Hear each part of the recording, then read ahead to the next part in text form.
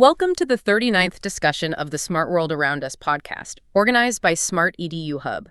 Today we're doing a deep dive into an interesting article, E-Health Standards Austria Case Study.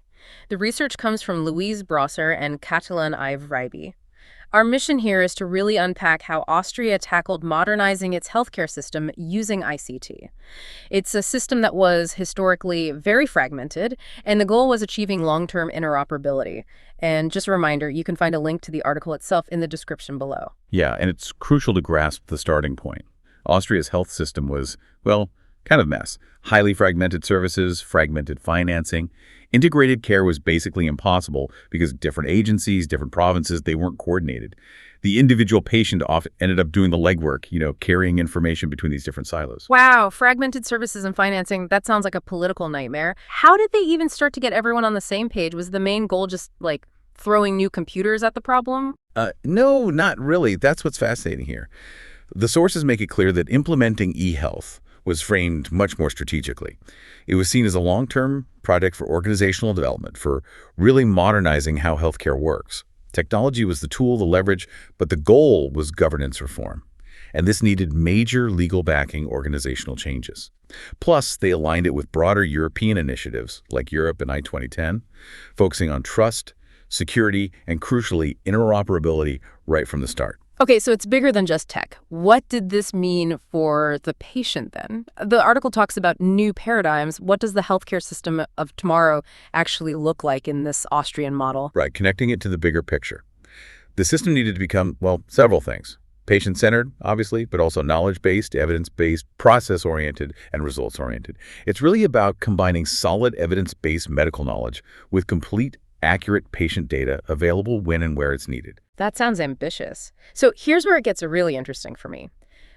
What were the central tools, the actual elements they put in place to make this happen? I know the article has some figures illustrating this. Yeah, figures 1 and 2 give a good overview. Essentially, it boils down to 3 core components. First, the electronic health record, the EHR. Critically, it's designed to allow the patient to be an active participant. Second, the e-card. Think of it as the universal key. It's used for unique patient identification across every single provider, payer, you name it. And third, the e-health portal. This acts as the central, secure online gateway. It's for citizens, providers, payers, a personalized My EHR access point, basically. Okay, EHR, e-card portal. But this raises a huge question. With so many different players, hospitals, clinics, insurance, government agencies, how do they guarantee security? And maybe even harder, interoperability. That's where the strategy gets quite firm. It's built on some key IT principles that essentially force standardization. Clear identification is paramount of the patient, yes, but also of the healthcare actors and even products. But crucially, they mandated a uniform nomenclature. Wait, hang on. Uniform nomenclature, what does that actually mean in practical terms? It means every single doctor, every clinic, every hospital, whether they're in Vienna or way out in Tyrol, has to use the exact same standardized digital code for the same diagnosis, the same procedure. Without that common language, digitally speaking, the data is it's not comparable, it's not usable across the system. Okay. So it forces everyone to speak the same digital language. Exactly. And beyond that, any documents exchanged had to follow a standardized model with recognized structured content. Plus, data protection is baked in with a really comprehensive authorization system. Everything is logged, everything is signed. Security was non-negotiable. So, summing this up, it seems e-health in Austria wasn't just a tech upgrade. It was really a strategy for organizational development, for boosting productivity. ICT was the means, not the end. It forced better organization of processes between institutions, improving quality and efficiency. Precisely. It shows how technology governance can drive wider organizational and policy changes. And maybe a final thought for you, our listeners.